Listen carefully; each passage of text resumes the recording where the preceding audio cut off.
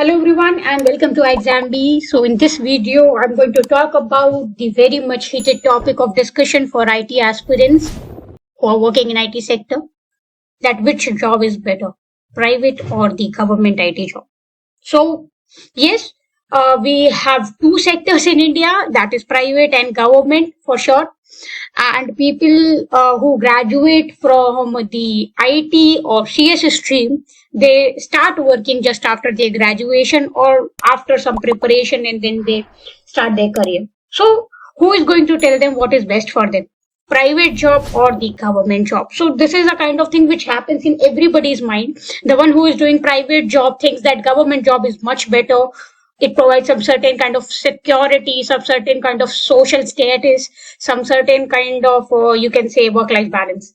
But the people who are working in government sectors, they feel that, okay, they are paid less as compared to the people who are working in IT with the same year of experience. So both of the parties are not happy. This is for true.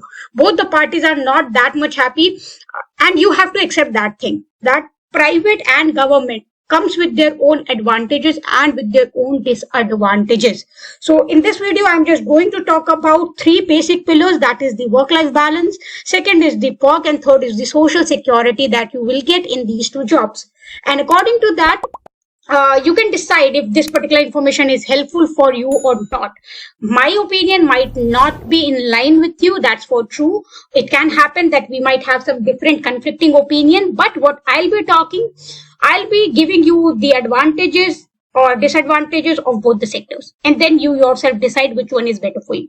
Now, let's come for the government IT job. So before discussing what is government IT job, first you need to understand where you all can apply, because there is almost negligible awareness when it comes to the IT jobs in the government sector. Everybody knows UPSC, everybody knows state pieces, everybody knows RBI, everybody knows more of the even banking examination, everybody knows. But even the IT people who are studying IT in the colleges for 4 years, after the colleges, they are like, okay, we don't know that, okay, SEBI is also recruiting. We don't know whether NICL is also recruiting. We don't know that, okay, CBI is also one of the options for us. So first of all, you should know your options. Before you decide to go anywhere, you should know your options. And here I have listed down some popular options. They are not the end list. There is no end to this list. There are many more. Okay. So, but these are the things which happen regularly. Every year the notification comes. Every year there is a kind of recruitment that happen with the IT jobs. So number one is IBPS SOIT. It usually happen in the end of the year. SEBI IT is an annual thing. It happens once in a year. The date and the timelines are not so stiff. They changes as per the recruitment closure of the previous year. Then you have NABARD IT, PFRDIT, CBI, LIC, SBI, FCI, NICACL. You can so these are very much reputed organizations. These are there since more than 50, 60 years, 70 years with us. So definitely these particular things are the backbone of our system, if you accept it or not. These are the things which are making the people life very easier, because you know that government is serving for the people. Okay, they don't have any personal motive for the growth and the development. They work for the development of the rural people or to the unprivileged people to whom the services are not directly accessible. Okay, so this is the role. If you are much of a social person, want to do something for the country at any level, everybody pay tax, right? So that is definitely a contribution to the economy. But when it comes to other than that thing, we are having government jobs. So government jobs are closely linked with the benefits of the unprivileged people. Okay, major role for the government is this only, to help the unhelped or to serve the unserved. Okay, now these are the options that you can try, or you can just fit into it. They offer the jobs if you are a fresher, if you are experienced. So both a cadre of people. If you are an experienced people having, let's say, even 10 or 20 years of experience, you can sit in SBI at a director level. Yes, they have those kinds of contractual lateral entries as well. So yes, there is no limit for that thing. Even if you are a fresher, you can apply for IBPS, SO, SBI, SEBI, NABARD, anything. They don't require any kind of experience. You can directly apply to it. It depends at which scale they want to join. So these are subject to the further information. We're not going in that detail, but yes, the range to get an entry in the government IT job is since the day you graduate till you are working. Okay, so there is no limit that you are old enough to not join or you are young enough to not join. So the next sector is the private sector. More than 90% of the IT people are working in private sectors. In private sector, there is basically two kinds of classification. One is called as product-based company, other is called as service-based company. Product-based companies are those companies who are having a product of their own. They are developing that product and they are owning that product and they are selling that product. For example, Google, Microsoft, Amazon. They are the product-based companies. It is not like they do everything at their own. They take help from the service providers. And these service providers comes under the service-based industry. Service-based industry for, let's say, TCS, Infosys, and Wipro. You might have heard that the tax website, ITR website, income tax return website is under the development and it is the full purview of what? Infosys. IRCTC is with the TCS. So yes, here the government is the client and the service provider is TCS or Infosys or whatever it is. So yes, we are having a lot of, but I have taken only the popular name which we all can relate to. There are many product-based things. There are many startups who are in the product-based sector. There are many startups who are in service-based sector as well. So there is no limit. The umbrella is completely vastly driven. You cannot even say that this particular company is only doing one thing. Also, there is a new model that is called a hybrid thing, where the companies like Harman, they are into something where they are having their own product and also they are doing something in the service-based things. So there are many companies like L&T. They made their own product in the manufacturing sector. At the same time, they serve other people or other product-based companies. So the third kind of pillar in the private sector is the hybrid, where the company is involved in both the things like product. They are having one product of their own. Also, they are giving services to the other thing. In India, we are mostly having the service-based sector because definitely we are high in the terms of the population. We are high in terms of labor. And since the graduates who are coming every year, we are having a lot of things. So yes, the west side of the IT is dependent on us to get the service, right? That's why we can say India is more of the service-based culture when it comes to the IT. Now, let's address the thing in the room, that is the comparison between these two. So I will do the comparison on the basis of three things: work-life balance, the perks that you will be getting, and the social security.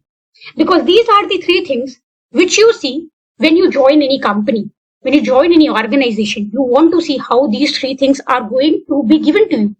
And on the basis of these things, you actually decide where you have to work. And believe me, you won't get all the three things in one place, either government or either private. You won't get all the three things at once.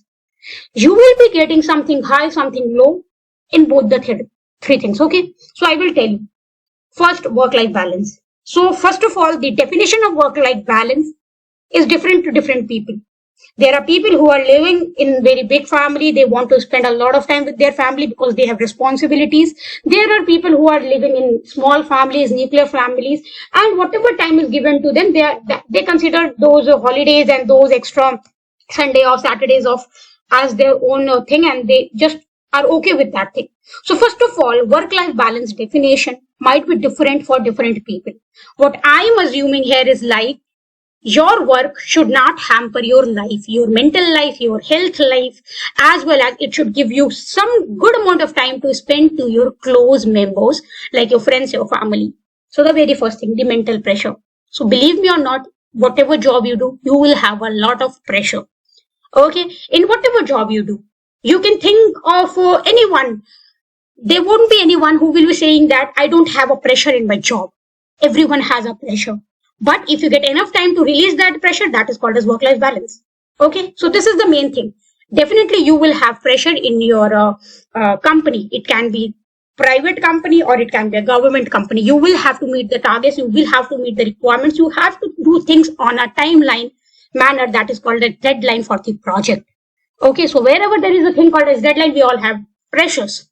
So yes, there will be pressure no matter what, in government or in private. Tick. One point is tick. What is the other thing? The other thing is how you are able to release that pressure. Are you getting enough holidays? Are you getting flexible working hours? Yes. So the first thing in the government job is that you can get flexible working hour. If your job supposed to be from 9 to 5, you have to do 9 to 5. Nobody can actually ask you on paper to extend it. There might be some situations that when you are going to meet some deadline, you are working for some extra hours. But yes, the company won't ask you, the government won't ask you. If in the contract it is being written that you have to work from 9 to 5, you will be allowed to do that thing. And even if you are called for any extra thing, they will give you an extra perks. Like if you are called on any holiday, let's say 26th January or 15th August or Diwali or whatever are the gazetted holidays, if you are asked to work on those holidays, you will be compensated against that. If you are asked to work on Saturdays, Sundays, you will be compensated if that is not in your contract. Yes. So yes, they take care of that particular thing, that if you are being pressurized extra, you get compensated for that. Then coming to the IT sector in the private industries. So yes, here I will discuss about two things. In India, the culture that we cultivate in private sector is like you have to work no matter what happens. This is a basic thing from the Indian working culture.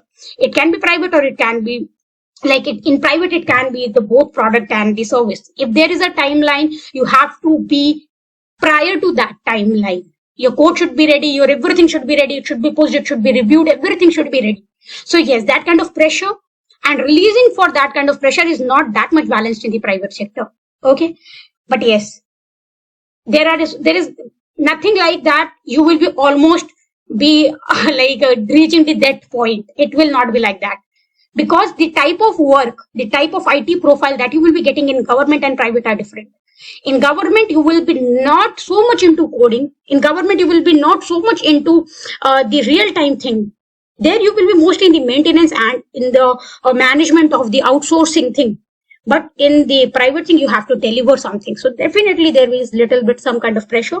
The companies today are also compensating for that. If you're called on Saturdays or Sunday, or if you're called on any other thing, you will be compensated against that as well. So yes, the work-life balance for me, if I have to rate government versus private, I will give a big thumbs up to the government thing. Because yes, if I talk about Indian culture, government jobs provide more work-life balance. This is my perception. Might be your company and your managers, the set of people with you are working in private are good for you. But according to me, if you are working in a service-based sector in India, your work-life balance will be on and off. Okay.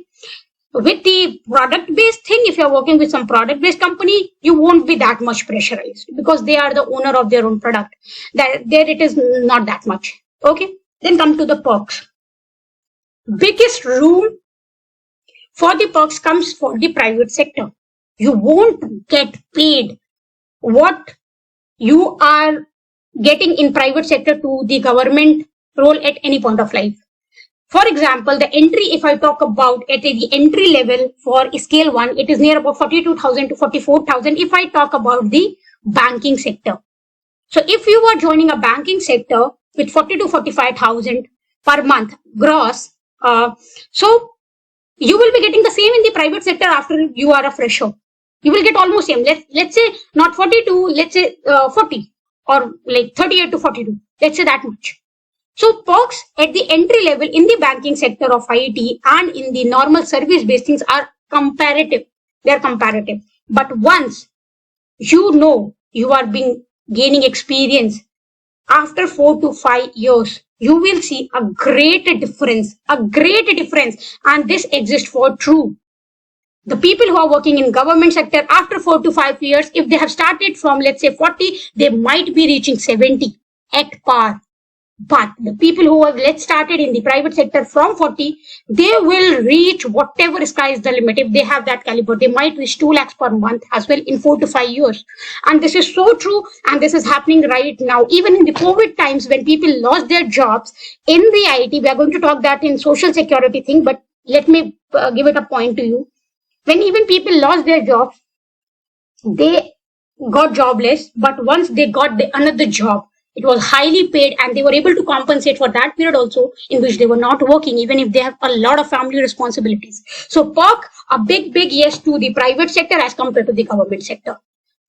Because in the government sector, you can't expect that your salary, let's say in month of April 2023 is 40,000 and in 2025 it will be 80,000. No, you won't be expecting that thing. You might be getting some perks, you might be getting a lot of things, but your pay slip will state that much only. But in the private sectors, you can do it to from 40 lakhs to 2 lakhs. Sorry, from 40,000 to 2 lakhs. And this happens for, I'm talking about the monthly basis, okay? So that is the perk thing. Perk is never ever compared when it is coming to the government and the private sector. This was about the salary. Then the other perks like HRA, traveling things, and every other things. So yes, these are same in both the companies, in the government and in the private. Both the parties are providing the LTA, the LTCs, and the holidays, the earned leave, the maternity benefits. Everything is almost similar. Only 10 holidays. All the things are approximately 90% similar. So yes, if we talk about perks, the private sector win with a huge margin. Then the social security, yes. Even with the time of Corona, the people lost their jobs. Yes, this is a recent thing that we can address. Otherwise, we can discuss the 2008 crisis as well, when many IT people lose their job. But you can also compare that the government people has to go to the office every day during the COVID as well. But the private people were allowed to work from home, and they are still doing the work from home. Many people are doing it. So yes, social security, when it comes to employee thing, coming to office is much more flexible in the private sector as compared to the government sector. Okay, now people are able to save more, and they are able to do everything at their own. They are able to manage their life as well. But the government people, for that particular concept, was struggling a little bit. Now, the social security, the other thing is the social status that comes along when you are in government and in the private sector. So yes, you are being glorified for having a government job in India. Basically, most of the time, above Madhya Pradesh, if I talk so. So yes, in northern India, they will give you a huge glory if you are in the government area. Otherwise, I don't think so that there is much kind of discrimination if you are in government or in the private sector. So the thing is like, if you want to be recognized for doing a job, okay, so let's say you are working in a government sector and everybody around you is pleasing you that, oh wow, you're great, you are working in government sector, wow, you are having a lot of social security or having a lot of benefits. Now you don't have pension, guys. Okay, so stop living in that kind of myth. Okay, you have the NPS, that is all true comparatively to that, but what was the main reason for the government job? It was pension. Now it is being removed. It is still in the Supreme Court for some talks. Let's wait for the result. Hopefully it will come in the favor, because it is something that government has to do, right? So yeah, that is one of the things. So these kinds of taboos are associated with private and government. Still they exist. So yes, if it comes to the glorifying of the job, government sector is having an edge. They are getting more glorification for their job. Then the next social benefit is for the perks that you will be getting as in social benefit. Let's say if you die in your service, what kind of services, what kind of accidental insurance, what kind of social security has been given to your family? They are approximately same. Yes, little bit high in the government sector. They are giving little higher side. It depends in the private sector, which company you have joined, what kind of package you are having. Because in private sector, it depends upon the company and the position that you have joined. According to that, your accidental insurance, your group life term insurance, your other insurance are being decided. So it depends what is your current paycheck. Okay. But in government sector, yes, they might give some jobs to your family members. These kinds of supports are also there. So yes, if in case of any kind of unwanted emergencies, government is there to help you. But again, these things private are also getting onboarded with. So if I have to compare the work-life balance, the perks and the social benefit, we can keep talking about more kind of pillars which comes into the comparison. But yes, I will restrict myself to these three things only because these are the most important things that we should discuss. So at the end, what is the conclusion? The conclusion is that it all depends upon you, where you want to stand. You want to stay close to your family, you want to be available to them every time, then I think the government job is for you, because they provide the pan-India kind of what you can say relocation. They can provide you the the postings to your home, near to your hometown, or at least to your home state. but that will not happen in private. It is mostly in the southern part of the India. You have to get to either Mumbai or Bangalore or like Hyderabad or like Maharashtra, most of the Maharashtra and the lower part. So yes, in Delhi and Gurgaon, it is only the IT hub. But other than that, you have to move. You have to move from the other places. So yes, if you want your home state to be your place, then government job are for you for sure. And if you want to excel in life with terms of technology, then it is the private sector. So again, I will leave the ball in your hand to decide which is best for you. I was just throwing some light in both the areas. So everything is good until and unless you are happy with it. So that was my conclusion for the comparison of the private versus government IT jobs. Now, if you like this video, please do hit the like button. Also subscribe to the channel. And if you're still an unsubscribed user, subscribe to the channel. Okay, guys, and hit the bell icon. Prepare 50% faster with iExamB if after this video you have made your mind for the government sectors. You can also reach out to us at hello@iexamb.com and on the number that is flashing on the screen if you have any doubt or you want to connect to us. Other than that, all the question, please mention in the comment box. We will be happy to help you out with our answers. So that was all from my side. Since I bring the next video, till I bring the next video, keep practicing and stay updated.